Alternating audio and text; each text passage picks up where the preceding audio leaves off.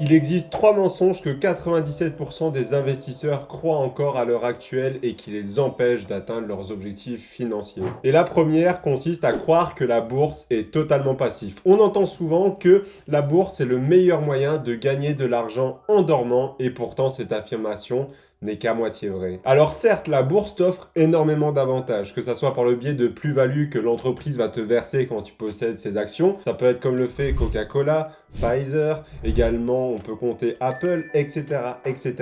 Et également, il y a un autre moyen de gagner de l'argent totalement passivement avec la bourse, ça va être avec les plus-values. C'est-à-dire qu'imaginons que tu achètes l'action Apple à 100 euros, tu la revends à 150 euros, tu as gagné 50 euros en ne faisant absolument rien. Là-dessus, on est tout à fait d'accord, ce sont des réels revenus passifs. Par contre, ce qu'on oublie souvent, c'est que la bourse, ce qu'on gagne, c'est grâce à nos revenus actifs. Aujourd'hui, tu n'investis pas en bourse de l'argent qui tombe du ciel, tu investis de l'argent que tu as dû travailler pour. Et le gros problème, c'est que beaucoup de personnes confondent les deux. Car aujourd'hui, sans argent actif, c'est-à-dire via un travail, un business, un projet ou autre, tu ne peux absolument rien investir. Et si à partir d'aujourd'hui, tu dirais, bah, tiens, je ne vis que de la bourse, eh bien crois-moi, pour 99% d'entre vous, malheureusement, vous ne pourriez pas couvrir votre style de vie avec celle-ci, malheureusement, même si l'objectif c'est de le faire à long terme. Mais il faut arrêter de croire que la bourse est 100% passif, au début en tout cas.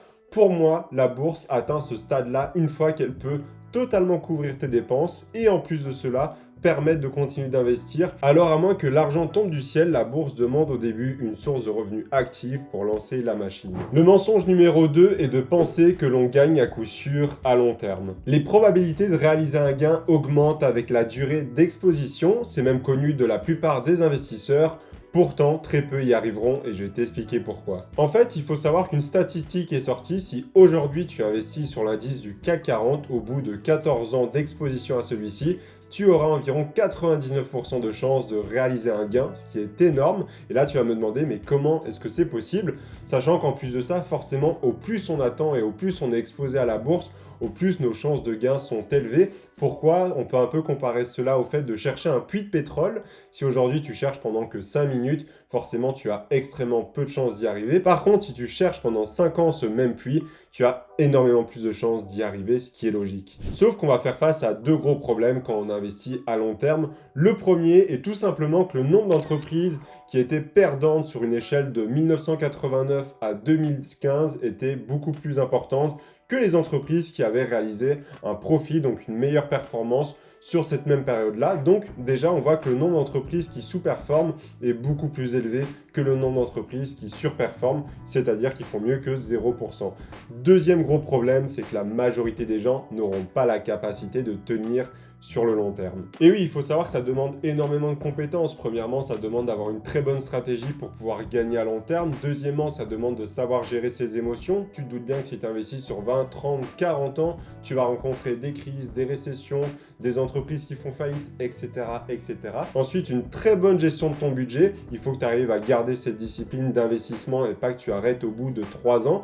Et enfin, que tu ne rencontres pas de problème et que tu as une très bonne gestion du budget personnel. Si à chaque fois que tu as une dépense imprévue, tu pioches dans ta bourse, jamais tu n'y arriveras malheureusement. Parce que selon moi, les personnes qui arrivent à investir sans une seule fois toucher à leur investissement est extrêmement rare. J'en suis la preuve vivante, j'ai dû toucher en fait à mon portefeuille boursier assez récemment pour réallouer vers mon business. Là, c'est un petit peu différent en fait parce que je prends d'un actif pour le renvoyer vers un autre actif qui va me rapporter de l'argent, qui va me permettre d'investir plus.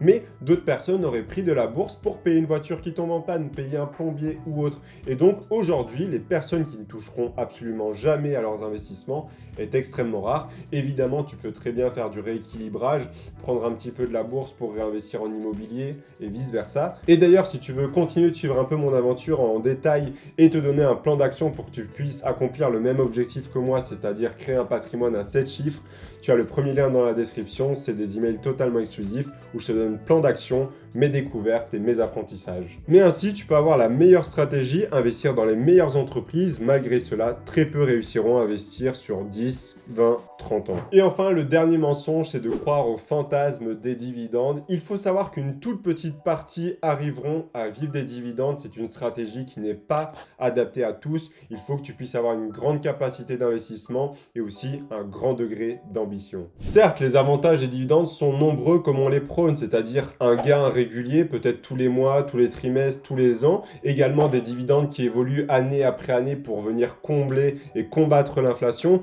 tout en permettant d'avoir un revenu actif sans devoir vendre tes titres. Les avantages sont extrêmement nombreux, mais les désavantages sont encore plus pour certaines personnes. Il faut savoir que j'utilise moi-même ces stratégies parce qu'elles me correspondent et tu vas comprendre cela par la suite, mais dans la majorité des cas, ça ne sera pas fait pour le particulier totalement classique qui veut juste faire fructifier son argent et construire une retraite. Premièrement, il faut savoir que si tu veux vivre totalement des dividendes, il faut que tu puisses compter au minimum 800 000 euros d'investis en capital. Certes, les intérêts composés vont t'aider à atteindre cette somme-là, mais déjà, premièrement, c'est quelque chose qui n'est pas forcément à la portée de tous, même si les intérêts composés avec une stratégie à long terme peuvent t'aider, mais en tout cas, c'est déjà la première barrière.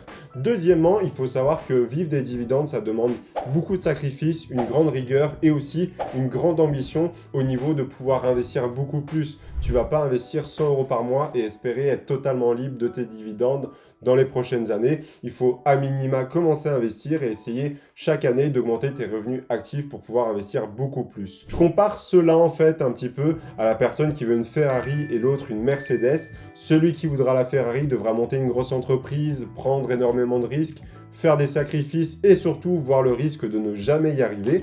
Quand la personne qui voudra une Mercedes, donc une très belle voiture quand même qui est au-dessus de la moyenne, cette personne devra donc faire un petit peu moins d'efforts que celle qui veut la Ferrari, mais toujours travailler un peu plus au-dessus de la moyenne car c'est quand même une voiture à minima luxueuse et qui n'est pas à la portée de tous, mais qui est accessible honnêtement à 99% de la population française. Ainsi, c'est pourquoi j'estime que la stratégie en dividende ne correspond vraiment pas à tous et que la grande majorité devrait plutôt partir sur une stratégie d'accumulation, c'est-à-dire plutôt avec des ETF capitalisants au sein d'un PEA ou un compte titre. J'ai d'ailleurs fait toute une stratégie autour de ça. Juste ici, je te laisse aller regarder. D'ailleurs, si tu veux en savoir un peu plus sur le sujet de la bourse, je t'ai fait une vidéo spécialement sur le domaine où je t'explique comment est-ce que j'optimise mon imposition sur celle-ci. Si tu veux savoir comment ça se passe, je t'explique tout dans cette vidéo. On se retrouve juste derrière. À tout de suite.